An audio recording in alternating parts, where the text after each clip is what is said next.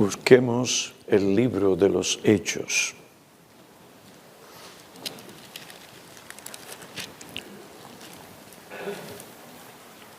Hechos capítulo 3, versículo 16 al 26.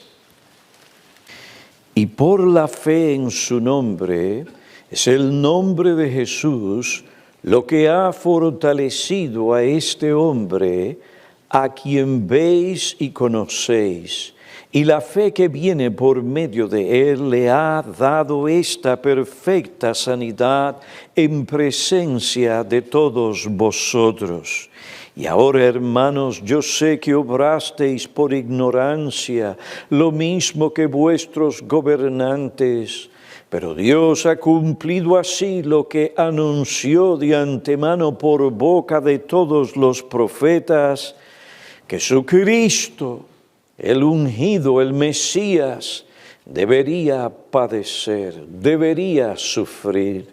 Por tanto, arrepentíos y convertíos para que vuestros pecados sean borrados, a fin de que tiempos de refrigerio vengan de la presencia del Señor, y Él envíe a Jesús el Cristo, designado de antemano para vosotros, a quien el cielo debe recibir hasta el día de la restauración de todas las cosas, acerca de lo cual Dios habló por la boca de sus santos profetas desde tiempos antiguos. Moisés dijo: el Señor Dios os levantará un profeta como yo, de entre vuestros hermanos, y a él prestaréis atención en todo cuanto os diga. Y sucederá que todo el que no preste atención a aquel profeta será totalmente destruido de entre el pueblo. Y asimismo todos los profetas que han hablado desde Samuel y sus sucesores en adelante, también anunciaron estos días. Vosotros sois los hijos de los profetas y del pacto que Dios hizo con vuestros padres al decir a Abraham: y en tu simiente serán benditas todas las familias de la tierra. Para vosotros, en primer lugar, Dios, habiendo resucitado a su siervo, le ha enviado para que os bendiga, a fin de apartar a cada uno de vosotros de vuestras iniquidades. Vamos a tener un momento de oración. Oh Padre, Dios de Abraham, de Isaac y de Jacob, te adoramos por tu fidelidad, por tu amor y por tu gracia. Te adoramos por el cumplimiento de tus promesas, de aquello que anunciaron los santos profetas sobre la venida del Mesías, el Salvador del mundo. Te suplicamos que hoy, al proclamar el Evangelio, tú te acerques con poder y gracia para dar a conocer al Salvador a las almas perdidas y animar nuestros corazones para que cada día te demos gracias por el don inefable que en Cristo nos has dado. Te suplicamos que capacites con tu presencia y tu Espíritu a tu siervo y perdones sus pecados, y que tú ministres a aquellos que hoy aquí se encuentran. Dales oídos para escuchar tu palabra. Te lo pedimos en el nombre de Cristo. Amén.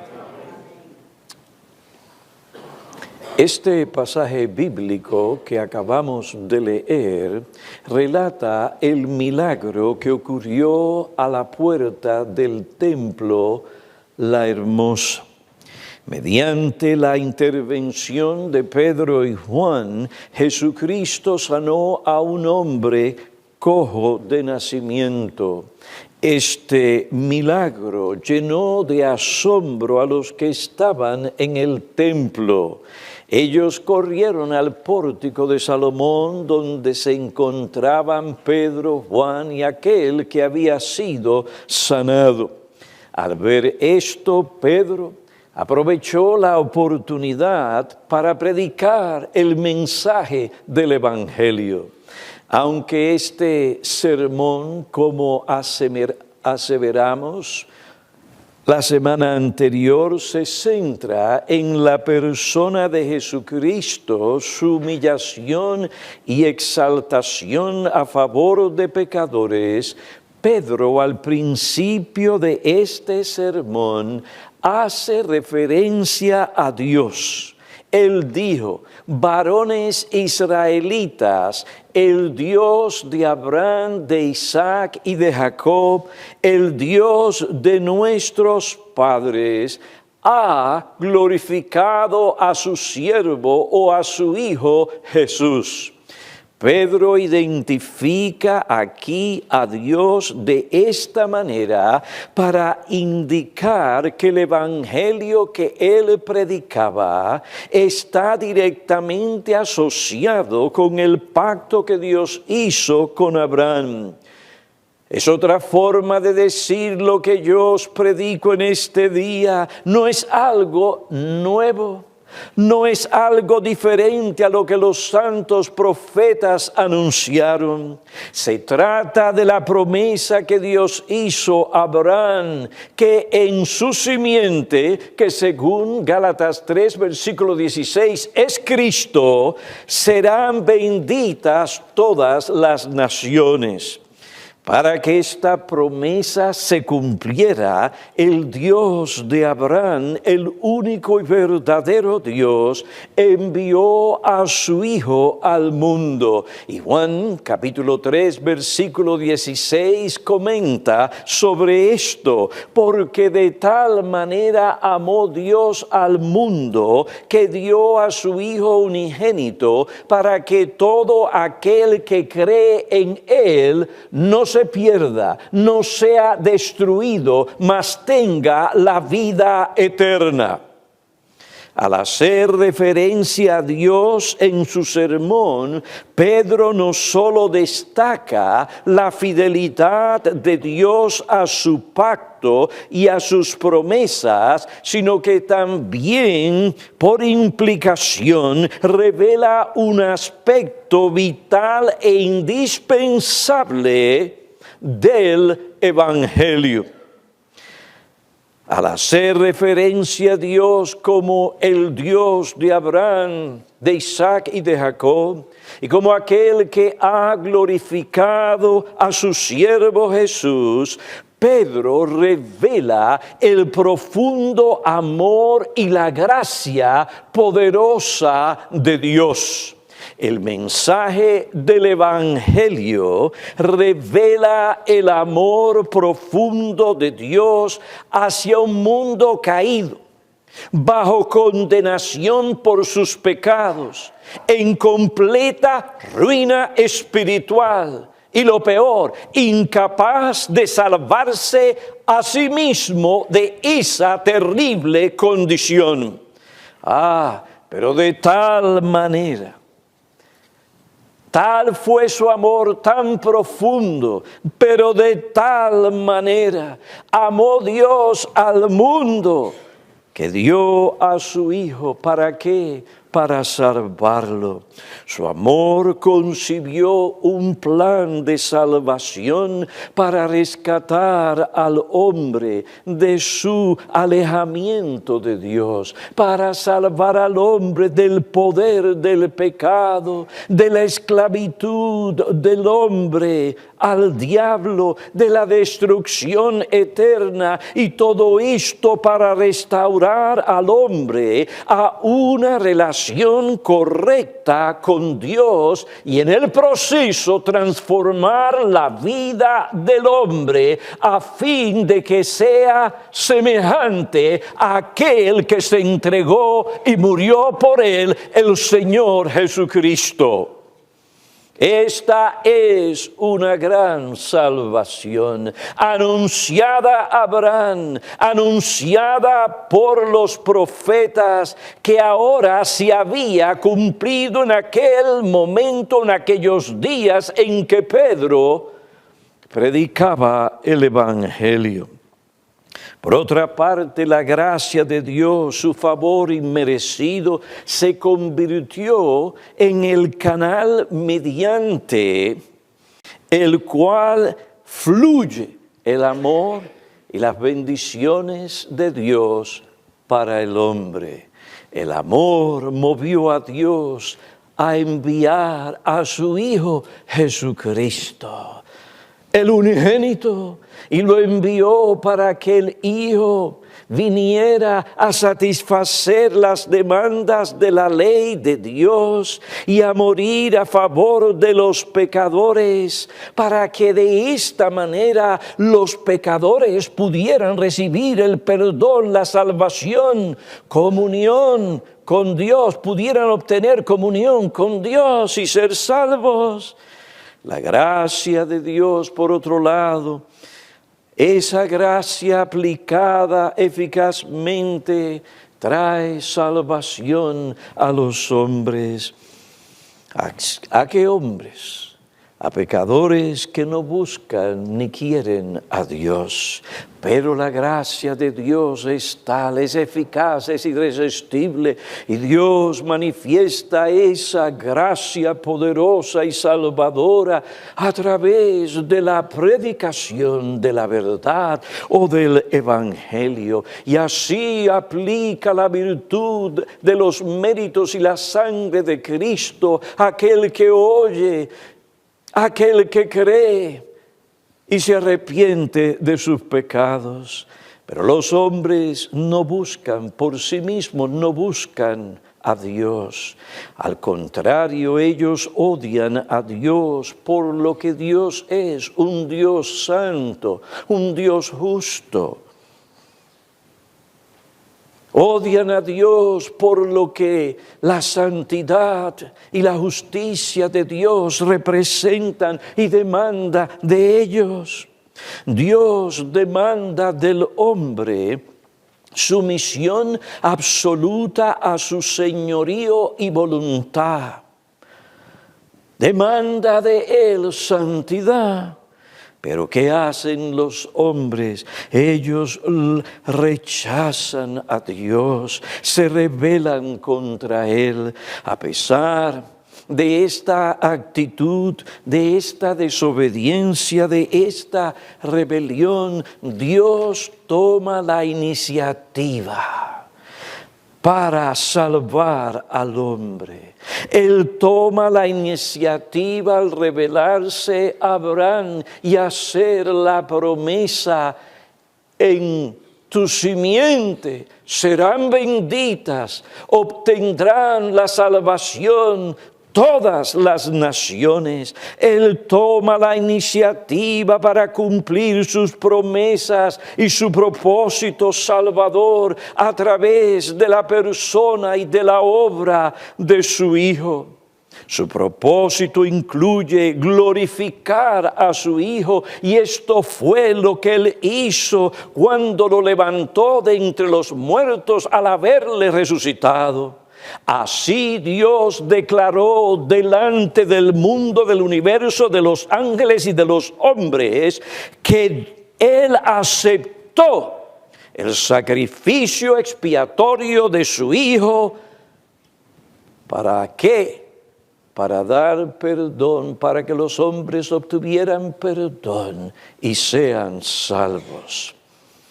La salvación por medio de Jesucristo procede de Dios, el Dios de Abraham. Él en Cristo logra esta salvación y por su Espíritu Santo la aplica al pecador. Si Dios no toma la iniciativa para salvar al pecador, entonces no habría esperanza de salvación para el hombre, ya que el hombre no busca ni quiere a Dios. El hombre no busca a Dios. ¿Por qué? Porque ama su pecado. Y este es el juicio, dice la palabra de Dios, que la luz vino al mundo y los hombres amaron más las tinieblas que la luz porque sus acciones eran malas. Juan capítulo 3, versículo 19. El hombre ama su pecado. El hombre no quiere someterse al señorío de aquel que lo creó y lo sustenta, que tiene todo derecho a demandar tal cosa. Ahora, esta realidad de la reacción negativa del hombre no impidió que Dios enviara a su Hijo Jesucristo a salvar al mundo, ni le detuvo de glorificar a su Hijo, ni detiene el poder de su gracia para salvar a pecadores. Este Dios que se revela, este Dios que revela su amor a los pecadores en la persona y obra de Jesucristo, y que no es indiferente al pecado, sino que lo castiga. Este Dios, óiganme bien, especialmente ustedes jóvenes que están siendo bombardeados día tras día por estos profesores que no temen a Dios. Este Dios, el que se reveló a Abraham, el que ha glorificado a Jesucristo, no es el producto de las ideas o imágenes subjetivas ni los deseos de los hombres. No lo es, ni puede ser, porque el hombre pecador odia y rechaza a ese Dios, al verdadero y único Dios. Esto es lo que enseña la palabra de Dios y lo que afirma y muestra la historia del hombre. El hombre podrá crear diferentes dioses a su imagen, pero no crea, ni quiere creer, ni se somete al verdadero Dios que el hombre no ha creado en su mente. Y no lo crea porque esa clase de Dios él no lo quiere. Dios no es la proyección del subjetivismo o imaginación de la mente humana como algunos eruditos o científicos declaran. Dios no es la proyección del subjetivismo o imaginación de la mente humana. Alguien que solamente existe en los pensamientos del hombre, pero que no es una realidad objetiva. Dios no es el producto de la mente débil del hombre o de la ignorancia del hombre inculto que necesita a alguien superior a él para poder hacer frente a la vida, para tener a alguien en quien refugiarse ante los peligros de este mundo. No, el Dios que creó los cielos y la tierra y los sustenta por medio de la palabra de su poder, ese Dios tiene vida en sí mismo. Una realidad que existe fuera de nosotros y de nuestras mentes. Todo lo que nos rodea revela su gloria. revela su conocimiento, revela su sabiduría, revela su inteligencia, revela su poder, su bondad y misericordia. Dios mismo se revela, y lo que revela de sí mismo en gran parte es algo que el hombre, por ser una criatura finita y caída, no puede concebir ni comprender exhaustivamente. Este Dios, el único y verdadero, se reveló a Abraham. Eso es un hecho. Y ha glorificado a su siervo Jesús. Ese es otro hecho. Este Dios, el único Dios, tomó la iniciativa para revelarse y obrar en su Hijo esta gran salvación que hoy en Cristo Él te ofrece y que tú desesperadamente necesitas, ya que eres una criatura caída y pecaminosa. Esos son los hechos. No es una invención. Tu egoísmo, tu envidia, tus celos pecaminosos, tu lujuria, no es algo mera imaginación, sino algo real que se manifiesta: pensamientos malos, fornicación, inmoralidad, la entrega al placer, la arrogancia, la soberbia de los hombres. Todas estas cosas son reales, revelan la realidad de que el corazón humano es un corazón perverso, malo. Ese es tu corazón. Esos son los hechos. Tanto crimen, tanta matanza, tanta violencia, tanta injusticia, ¿qué revela? Esos son hechos. No es imaginación. Mi amigo, tú necesitas la salvación que Cristo obró y que Él por su gracia y misericordia ofrece para salvar al hombre de su pecado, para cambiar el corazón del hombre. Ese Dios que en Cristo salva es aquel que se ha revelado. Su obra en la creación, la providencia, la encarnación, la redención, y en su palabra muestran su existencia. De manera que si alguien quiere poner en duda tus creencias bíblicas o la fe cristiana, diciendo que estas cosas se deben meramente a la influencia de tus padres, a que naciste en una nación cristiana, o que esto se debe a la debilidad de tu mente, o porque eres una persona inculta, mi amigo, joven, quien quiera que sea, no te dejes engañar por tal persona.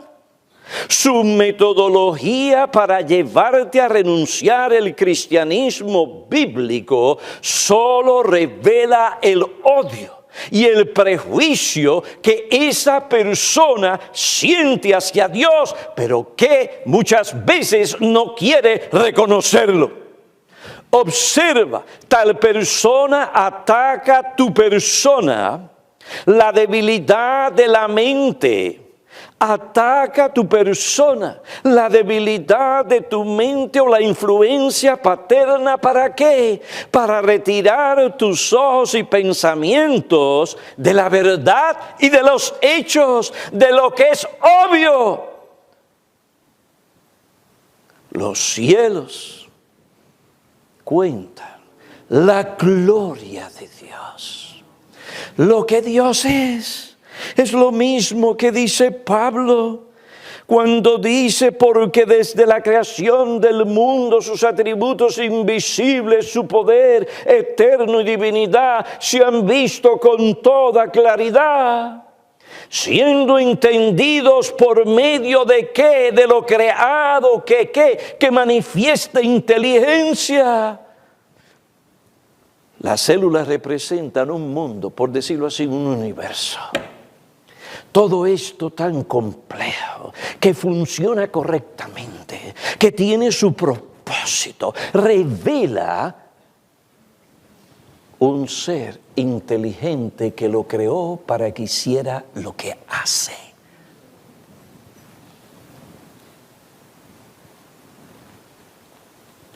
Óyeme bien. Esas personas que parecen ser individuos muy educados, ataca tu persona, la debilidad de tu mente, para retirar tus ojos y pensamientos de la verdad, de lo que es obvio y de los hechos.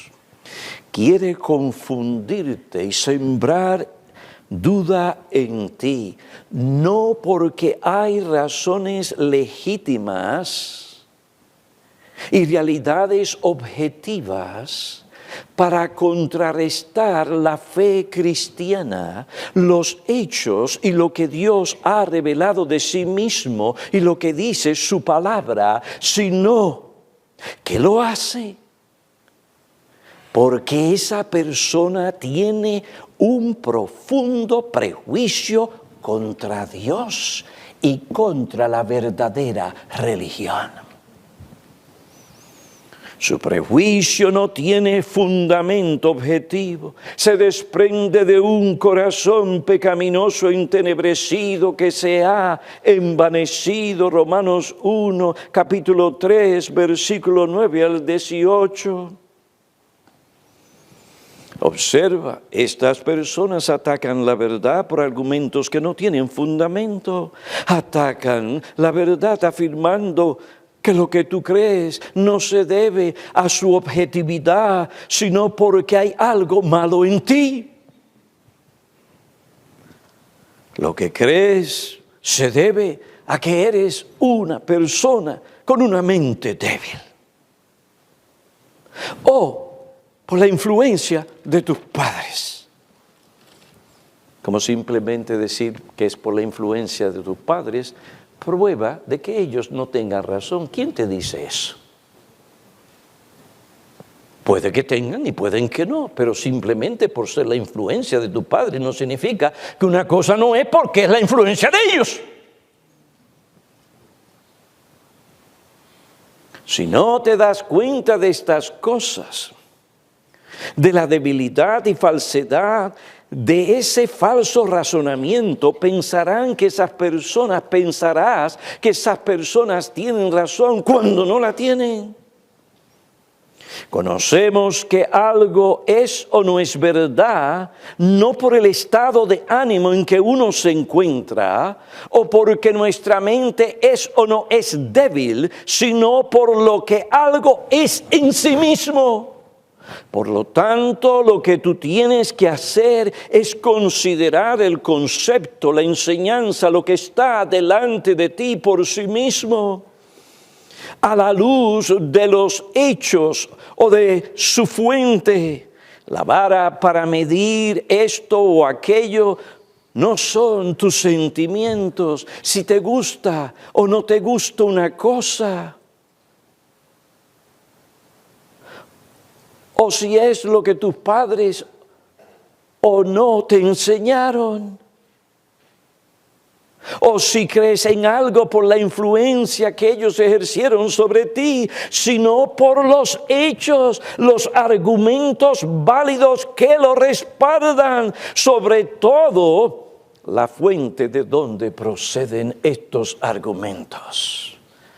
El cristianismo está fundado sobre realidades, sobre hechos, sobre lo que Dios ha revelado. El Dios de Abraham, de Isaac y Jacob ha glorificado a su siervo Jesús. Esos son hechos. Vosotros entregasteis y lo hicisteis porque sentíais odio, repudiaste a Jesús en presencia de Pilato cuando éste había resuelto ponerlo en libertad. esos son hechos. Vosotros repudiasteis, pedisteis que se os concediera a un asesino. Esos son hechos. Al autor de la vida, al que resucitó de entre los muertos, dice Pedro en su sermón, al escribir a Jesús, dice, el autor de la vida, al que Dios resucitó entre los muertos.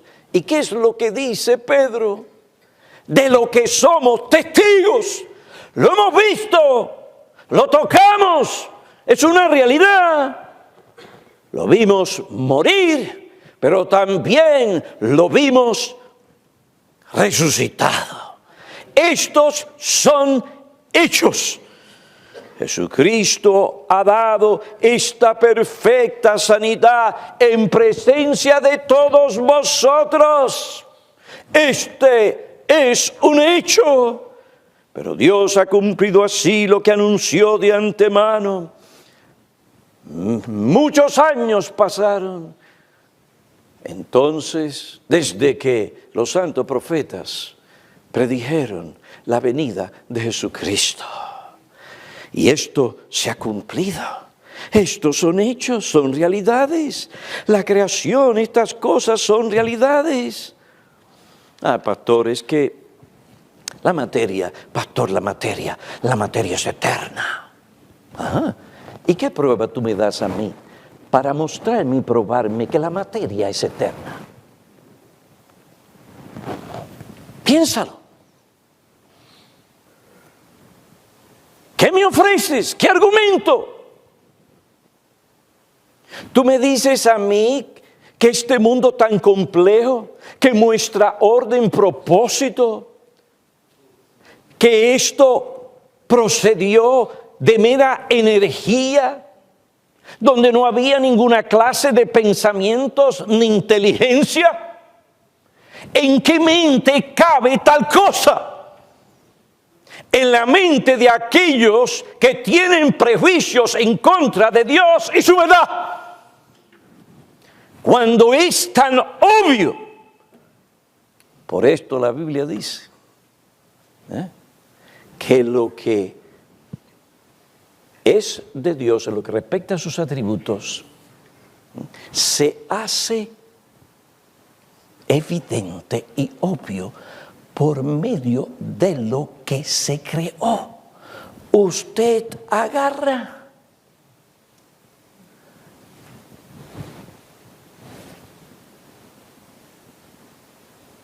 esto es algo sorprendente. Esto es algo sorprendente. Yo me puedo comunicar a través de este animal con alguien en Rusia, en China, en cualquier lugar. La información que me da, esto es algo extraordinario.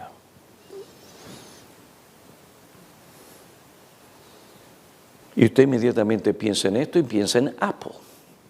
Y tan pronto empieza en Apple, empieza en aquellos que están detrás de todo esto. Sus mentes. Esto no se compuso a sí mismo. Pasarán miles y miles de años. Esto no se va a componer por sí mismo. Refleja la mente, refleja la inteligencia y la sabiduría del que lo creó. No, pastor, pero van a llegar los momentos en que las computadoras van a trabajar o a funcionar, mejor dicho, de tal manera que ellas por sí mismas van a poder funcionar y van a ser más inteligentes. No. La computadora es lo que se programa en ella. Si usted no lo programa por una mente inteligente, no hay nada. ¡Nacarili!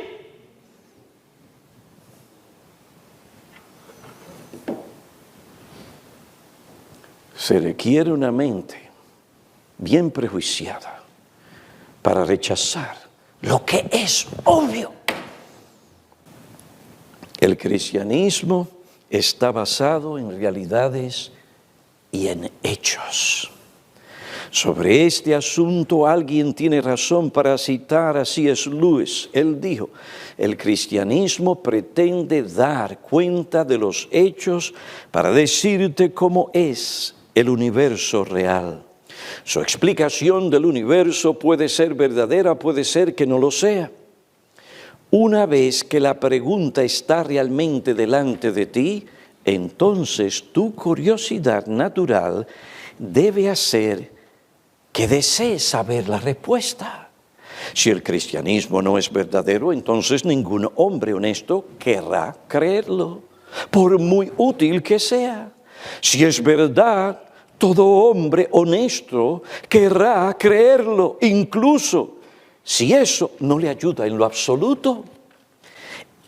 El que da esta cita de C.S. Lewis dice, no es cuestión de opinión ni gusto, ni siquiera se trata de querer que algo sea verdadero porque será un apoyo valioso, sino que se trata de si el cristianismo es verdad o no. Lo que se afirma es que el cristianismo es verdad. Cuando miras la vida a través de los espejuelos de la fe cristiana, las cosas comienzan a aclararse. El mundo alrededor cobra sentido y todo lo demás. Tú ves que hay un Dios que nos hizo, ante quienes somos responsables, a quienes hemos dado la espalda. Comenzamos a entender que las cosas realmente están muy mal y están tan mal como para que el Creador tuviera que venir como el Dios hombre, como lo hizo hace 2000 años. ¿Y qué hicieron los hombres? Simplemente lo mataron. Pero Dios usó su muerte en la cruz para ser el medio que quitara nuestra culpa. Por medio de su muerte nos convirtió en sus amigos. Este Jesús que Dios levantó de entre los muertos, resurrección respaldada por pilas de evidencia objetiva, nos invita a abandonar nuestras armas y a someternos a su gobierno justo y amable. Entonces es que descubriremos o conoceremos en nuestra propia experiencia lo que dijo Jesús: si vosotros permanecéis en mi palabra, verdaderamente sois mis discípulos y conoceréis la verdad, y la verdad os hará libres. El mensaje de Pedro revela un aspecto vital indispensable del Evangelio: el amor profundo de Dios y su gracia salvadora. Revela también la santidad de Dios. Es por esto que Él provee el medio para que los pecadores que no sean santos sean lavados, sean purificados, sean perdonados y tengan la salvación.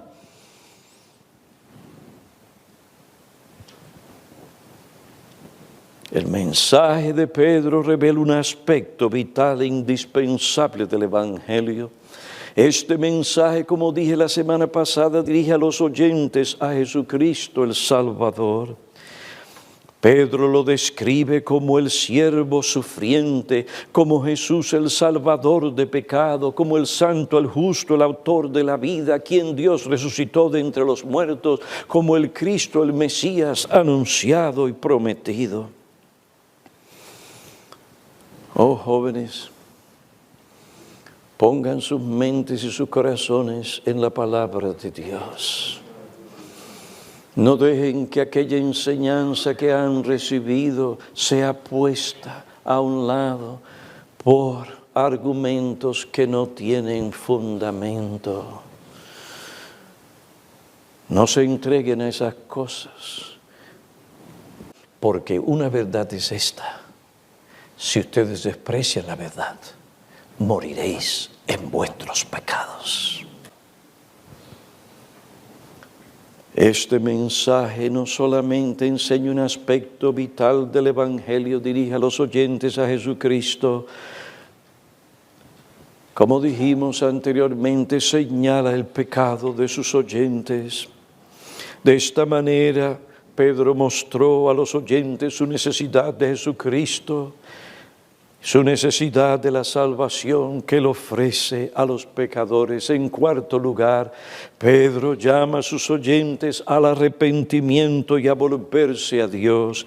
Dice en el versículo 19, por tanto arrepentíos y convertíos para que vuestros pecados sean borrados, a fin de que tiempos de refrigerio vengan de la presencia del Señor. Observen. Aunque estas personas repudiaron, mataron a Cristo, aún así para ellos hay esperanza. Cuán grande es la gracia de Dios. Hay esperanza para aquellos que estaban escuchando el Evangelio que procedía de la boca de Pedro. Hay esperanza primero porque cometieron su crimen por ignorancia, versículo 17.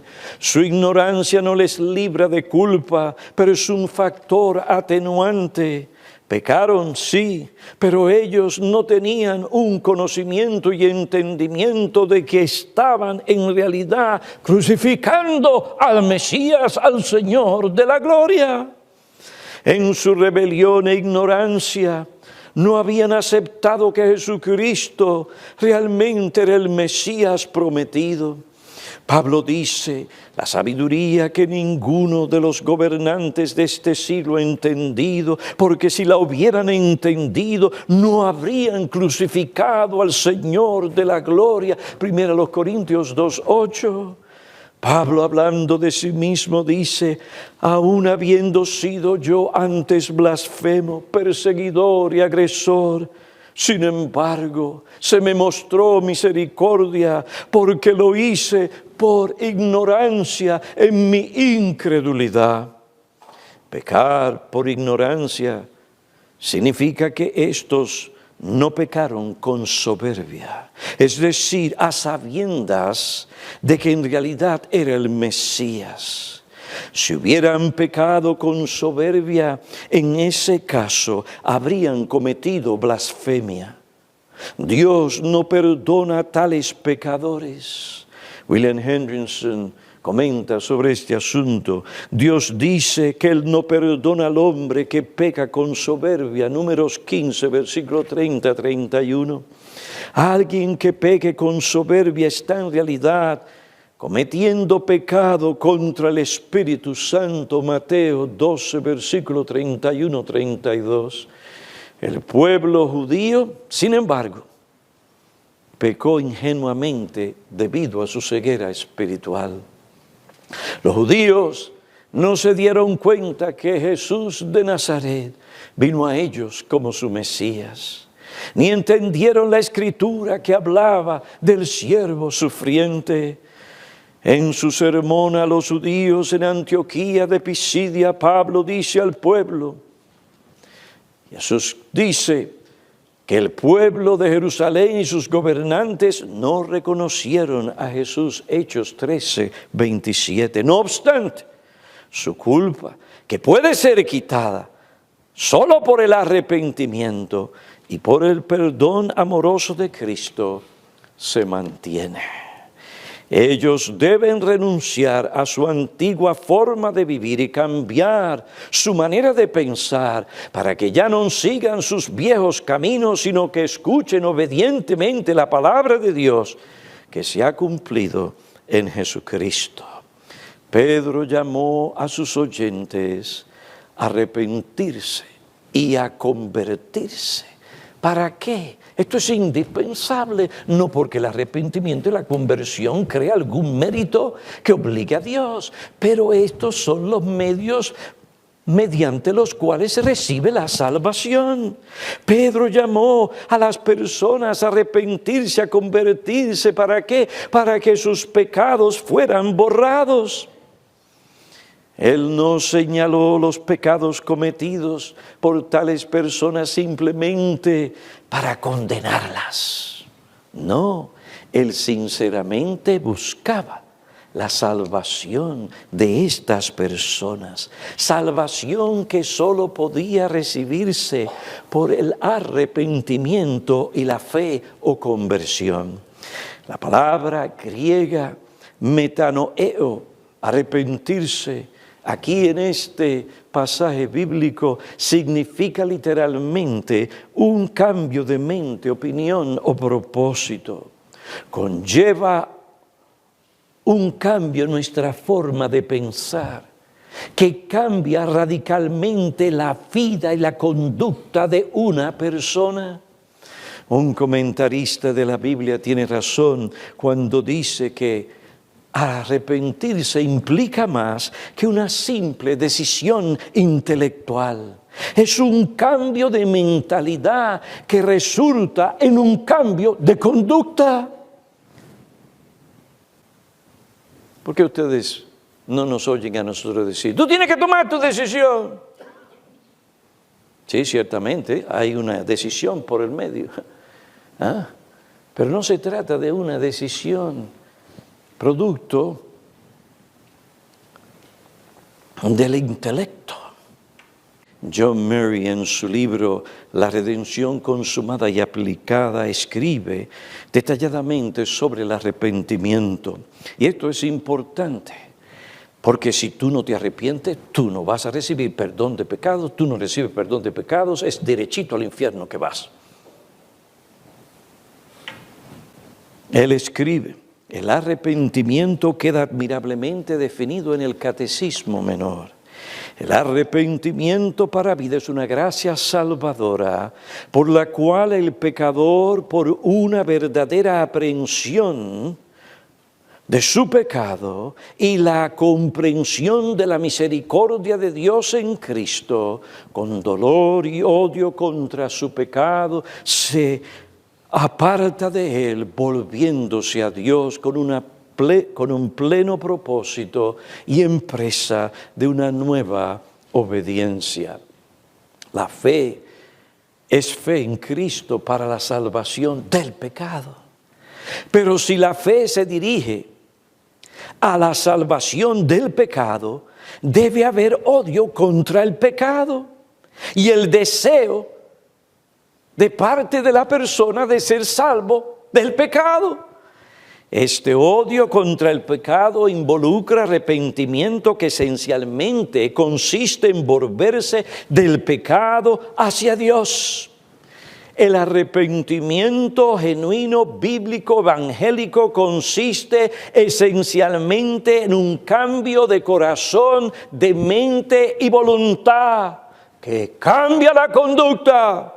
Tiene que ver principalmente con 4 cosas. Es un cambio de mente acerca de Dios, acerca de nosotros, acerca del pecado, acerca de la justicia. No debemos pensar del arrepentimiento como consistiendo en un cambio de pensar en general. Es algo muy particular y concreto. Y por cuanto es un cambio de mente con respecto al pecado, es un cambio de mente con respecto a pecados particulares, pecados en toda particularidad e individualidad que pertenece a nuestros pecados. Nos resulta, dice Mary, muy fácil hablar del pecado, de ser muy condenatorios respecto a los pecados particulares de los otros, y sin embargo, no ser penitentes acerca de nuestros propios pecados particulares. La prueba del arrepentimiento es la genuinidad y resolución de nuestro arrepentimiento respecto a nuestros propios pecados.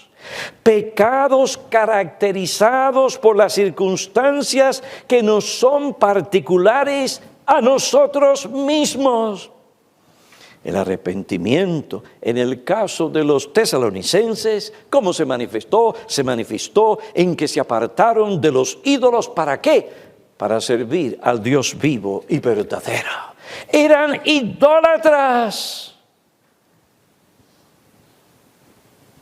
Fue su idolatría lo que evidenciaba de manera particular su separación de Dios. Y fue su arrepentimiento respecto a la idolatría, su idolatría, lo que demostró la genuinidad de su fe y su esperanza. Pedro llamó a los que escuchaban su sermón no solo a arrepentirse de sus pecados, sino también a convertirse para que sus pecados fueran borrados. El término epistrefo, que se traduce convertir, es una palabra que en el Nuevo Testamento se usa para referirse a los pecadores que se vuelven a Dios. Por la fe en la persona de Cristo, fe que reposa sola y exclusivamente en Él para la salvación, el hombre sinceramente se vuelve o regresa a Dios, se aparta de su pecado y se vuelve a Dios. Lucas 1, 16, 17. Y Él hará volver a muchos de los hijos de Israel al Señor su Dios. Bernabé y Pablo decían a la multitud idólatra: os anunciamos el Evangelio para que os convirtáis, para que os volváis de esas cosas vanas a un Dios vivo que hizo el cielo, la tierra, el mar y todo lo que en ellos hay. Mi amigo incrédulo, esto es lo que tú tienes que hacer para recibir el perdón de Dios por tus pecados. Tú tienes que arrepentirte. Tú tienes que volverte de tus pecados, sentir odio hacia tus pecados, vergüenza por tus pecados y volverte a Dios con fe, descansando solo en Cristo para la salvación de tu alma. Dios te llama a un cambio de mente respecto a Él, a tu persona y a la justicia. Ya no verás a Dios como tú antes lo veías, sino como Dios se ha revelado. Ahora tienes un cambio en lo que respecta a tu persona porque te veías muy bien, que todo estaba bien en tu vida, pero no. ¿Por qué? Porque el Evangelio te ha mostrado que tú tienes un corazón engañoso, perverso, que eres un ser totalmente depravado, que aunque el potencial o lo que hay en ti de corrupción no se ha manifestado totalmente en todas las cosas y de la manera en que podría manifestarse el pecado, enviciado todas tus facultades, tu mente, tu memoria, tus emociones, tu voluntad, todo en ti.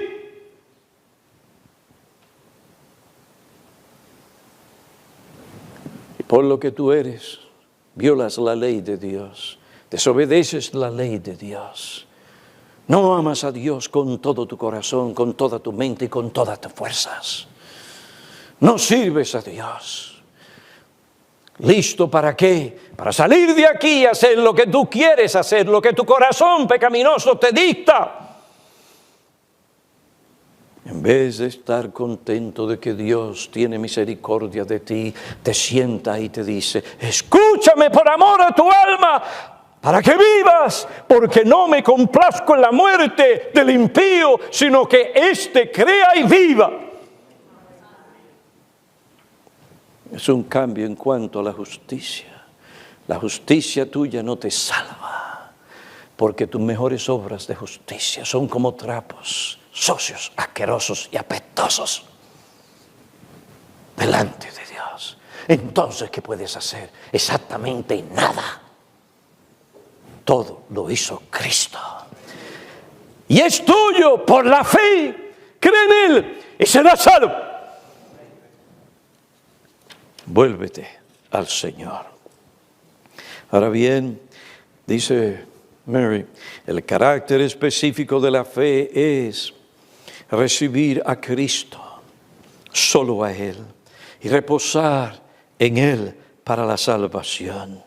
el hombre dice, en nada de mí, fuera de mí, solo en Cristo. El arrepentimiento nos recuerda que si la fe que profesamos es una fe que nos permite andar en los caminos de este mundo malo, en la concupiscencia de la carne, en la concupiscencia de los ojos y la soberbia de la vida, en comunión con las obras de las tinieblas, entonces nuestra fe es una burla y un engaño. La verdadera fe está impregnada de arrepentimiento. Así como la fe no es solo un acto momentáneo, sino una actitud permanente de confianza y de reposo en el Señor, así el arrepentimiento resulta en una constante contrición. El espíritu quebrantado, el corazón contrito, son marcas permanentes del alma del verdadero creyente. En tanto que el pecado esté ahí, deberá haber una conciencia del mismo y la convicción de nuestra propia pecaminosidad que apremiará al propio aborrecimiento, a la confesión y a buscar el perdón y la purificación. Si esa no es tu experiencia, no importa si tú piensas que eres salvo, estás perdido. Esta era la conciencia del apóstol Juan, sí, del apóstol Juan, que en su primera epístola nos dice, si decimos que no tenemos pecado, se incluye a sí mismo, si decimos que no tenemos pecado, si yo digo que yo el apóstol, digo que no hay pecado, nos engañamos a nosotros mismos. Y la verdad no está en nosotros. Si confesamos nuestros pecados, Él es fiel y justo para perdonarnos los pecados y para limpiarnos de toda maldad. ¿Vives tú con la conciencia de tu pecaminosidad y la necesidad de pedir perdón? No, pastor, es que hace tiempo yo me arrepentí. Entonces, si yo me arrepentí hace tiempo, yo no tengo que, pues ya yo hice eso, pastor. Pues si eso es lo que tú piensas, es el arrepentimiento, y ese es tu arrepentimiento, tú no te has arrepentido, entonces tienes que arrepentirte de ese arrepentimiento. La fe en Cristo nos une a Él, le recibimos a Él, esa fe permanece, seguimos confiando en Él. Así el arrepentimiento, que es para vida. ¿Es esa la realidad? Ay, pastor, no me hable más de pecado. No te hable más de pecado. Tú eres un creyente. Tú eres consciente de la realidad del pecado remanente que todavía está ahí. Ay, pastor, yo no lo veo. Ese es el problema, que tú no lo ves. Pero ¿sabe qué? La gente muchas veces lo ve. Tu arrogancia, tu soberbia. Tú estás bien, yo no he hecho nada malo. No, yo estoy bien. Así.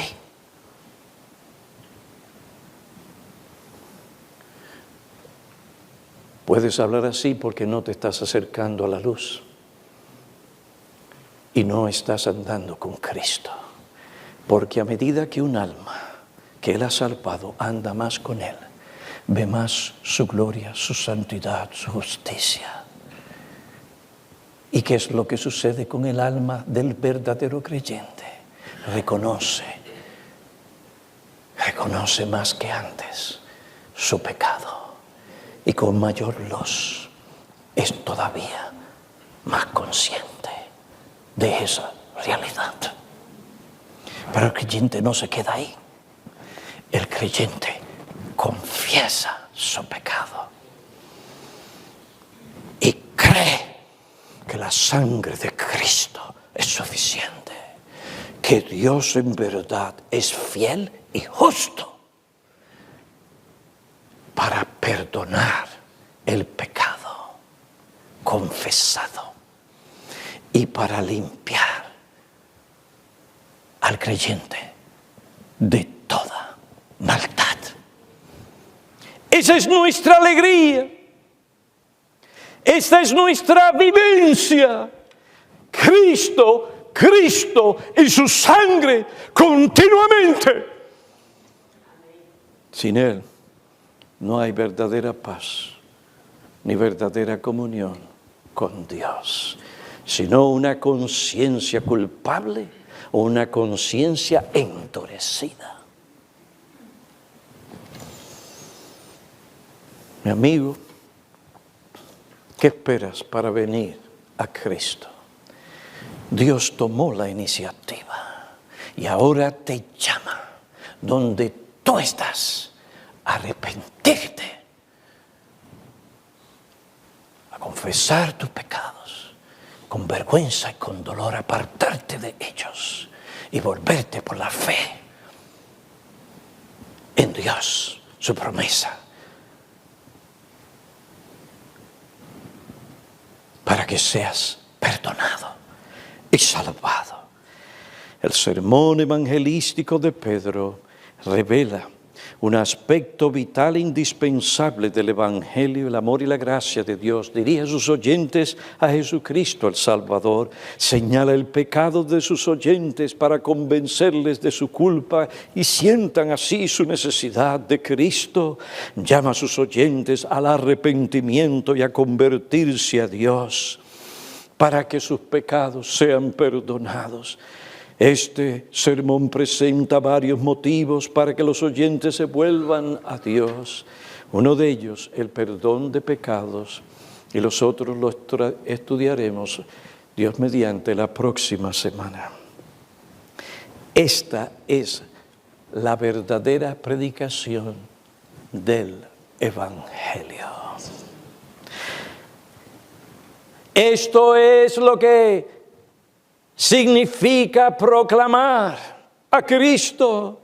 Observen, Pedro llevó la atención de sus oyentes a Dios y a Jesucristo. Mostró la provisión y el remedio divino para el pecado. Señaló los pecados de aquellas personas contra Dios y la misericordia de Dios provista en Cristo, y les llamó al arrepentimiento y a la conversión. Y porque era un predicador y entendía lo que es predicar, habiendo dicho todo aquello, presentó más motivos para persuadir a los hombres a creer en Cristo. No te canses de persuadir a tus hijos con argumentos y motivos bíblicos, para que crean, para que se arrepientan. Ay de aquellos que no quieren predicar el arrepentimiento. No son ministros de Cristo, son ministros del diablo. Que Dios nos libre de tales hombres. Joven, en la iglesia no se va a buscar una vida social, por vida social. No se va para que me den la música que me haga sentir bien. Allí se va a adorar y a buscar a Dios. Eso es lo que tú necesitas. Tú necesitas a Dios. Oremos.